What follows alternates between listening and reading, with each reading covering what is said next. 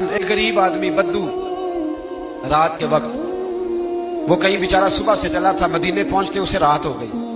اس نے ڈرتے ہوئے نا خیمہ ہی باہر لگا لیا. جہاں رات ہوئی نا آدھی رات ہو گئی، 1-2 بجے سمجھ لیں پہنچا مدینے، تو اس نے باہر ایک خیمہ لگا لیا. بیوی اس کی امید سے تھی، بچے کی ولادت کا وقت قریب آ گیا، بیمار ہو گئی. اس نے خیمہ لگایا، بیوی اندر ہے. حضرت عمر فاروق گشت پہ تھے رات کو، ساتھ ایک غلام تھا. حضرت عمر فاروق رضی اللہ تعالیٰ عنہ کہنے لگے وہ آگ جل رہی ہے تھوڑی سی، پتہ کرو کون ہے. تو آپ کا غلام پتہ کرنے گیا تو بدو نے ڈانٹ دیا، کہنے لگے جاؤ تمہیں کیوں بتاؤں. حضرت عمر خود گئے، کہنے لگے مسافر بھائی بتا تو صحیح. کہنے لگا جی چھوڑے، میں آپ کو کیوں بتاؤں میں کون ہوں، کیسے آیا ہوں. فرمایا خیمے کے اندر سے کراہنے کی آواز آتی، کوئی درد سے چیخ رہا ہے، بتا ہمیں بات کیا ہے. کہنے لگا جی میں فلاں بستی فلاں علاقے کا ایک غریب ہوں، امیر المومنین عمر فاروق سے ملنے آیا ہوں، اور رات ہو گئی ہے تو یہاں خیمہ لگایا ہے، صبح میں ان سے مل کے چلا جاؤں گا. تو رات کو تکلیف دینا پسند نہیں کیا، تو میری بیوی امید سے تھی، اب بچے کی ولادت کا وقت قریب ہے، پاس کوئی نہیں. حضرت عمر کہنے لگے تو ٹھہر میں ابھی آیا. چہرے پہ نقاب ہے، اسے بتایا نہیں میں ہی امیر المومنین. عمر دوڑے گئے، اپنی زوجہ سے کہنے لگے اگر تجھے بہت بڑا اجر مل رہا ہو تو حاصل کرے گی. کہا کروں گی. تو کہنے لگے چل پھر میرے ساتھ، بہت بڑا اجر ہے. ایک دوست کے ہاں ولادت کا وقت ہے، ضرورت کی چیزیں ساتھ لے لو. اس عورت نے تھوڑے دانے لے لیے، گھی لے لیا. حضرت عمر سے کہنے لگی لکڑیاں اکٹھی کر لیں. امیر المومنین کونسلر کی بات نہیں بتا رہا، میں آپ کو ایم پی اے کی بات نہیں بتا رہا، ایم این اے کی بات نہیں بتا رہا، جو 10 گاؤں کو ملا کے چیئرمین بنا اس کی بات نہیں بتا رہا. اس کی بات بتا رہا ہوں جو 22 لاکھ مربع میل کا حکمران ہے.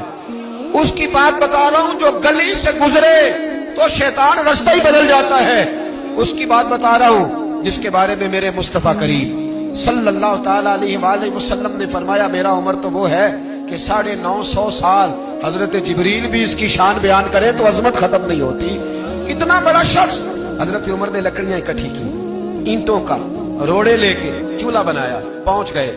آپ کی زوجہ کہنے لگی یہ تھوڑے دانے ڈالنے، گھی ڈالنے اور ایک لکڑی لے کے اس کو ہلائیں، تیار کریں. خود زوجہ اندر چلی گئی، حضرت عمر باہر پکانے لگے. وہ بدو کہتا ہے میں اس طرح کا ان کے ساتھ بہیو کرنے لگا جیسے کو کسی چوکیدار کے ساتھ نہیں کرتا. میں نے سمجھا جی عمر نے چوکیدار رکھے آنے جانے والے مہمانوں کا. میں کبھی پانی کا پیالہ مانگتا، کبھی کوئی بات، عمر دوڑے جاتے، کبھی پانی لاتے. او مسلمانوں، او میرے رسول کے غلام عزیزو، حضرت عمر فاروق. وہ غلام کہتا ہے میں عمر سے کہتا، میں کہتا غلام پانی لا تو عمر دوڑ کے پانی لاتے. میں کہتا تجھے گھی پکانا بھی آتا ہے، پہلے بھی کبھی پکایا ہے؟ تو عمر فرماتے کوشش تو کر رہا ہوں. میں کہتا پہلے بھی کبھی تیری بیوی نے یہ کام کیا ہے؟ تو حضرت عمر کہنے لگے مجھے یاد نہیں، پوچھ کے بتاؤں گا. کہتے ہیں کیا رنگ تھا، کیا انداز تھا، کیا مصطفیٰ کی تربیت تھی، کیا انداز حضور نے سکھائے غلاموں کو. یہ کس طرح کا امیر ہے کہ یہ ہنڈیا پکا رہا ہے، پھونکے مار رہا ہے ایک غریب کے لیے، دیہاتی کے لیے جسے جانتے بھی نہیں. اندر اس شخص کی بیوی کے ہاں بیٹا پیدا ہوا تو حضرت عمر کی بیوی اندر سے بول کے کہنے لگی امیر المومنین مبارک ہو، آپ کے دوست کے ہاں بیٹا پیدا ہوا ہے. جب کہا نا امیر المومنین مبارک ہو تو وہ شخص کہتا ہے میرے ہاتھ کانپنے لگے اور میں اس طرح دوڑا کہ میری پگڑی گر گئی. میں دوڑا تو عمر نے بلایا، کہا کدھر جاتے ہو؟ کہنے لگا آپ امیر المومنین ہیں، آپ امیر المومنین، آپ عمر ہیں. کیسر و کسرا جس کے نام سے کانپے آپ وہ ہیں جسے مصطفیٰ نے دعا مانگ کے اللہ سے مانگا، وہ والے عمر ہیں آپ. جس کے لیے علی المرتضیٰ فرماتے ہیں میں روز دعا کرتا ہوں، وہ والے عمر ہیں. جس کے بارے میں ابوبکر صدیق نے فرمایا تھا کہ میں اللہ سے کہوں گا مولا جو تیرے محبوب کی امت کے حق میں سب سے بہتر تھا میں اسے خلیفہ بنا کے، وہ والے عمر ہیں. عمر امیر المومنین کی بیوی وہ تو خاتون اول ہوتی ہے، وہ تو ملکہ ہوتی ہے، اور تیری بیوی دائی بن کر ایک غریب کے بچے کے پاس بیٹھی رہی ولادت کے وقت. عمر امیر المومنین ہو کے تیری داڑھی ساری دھومے سے بھر گئی تو ڈیوٹی کرتا رہا.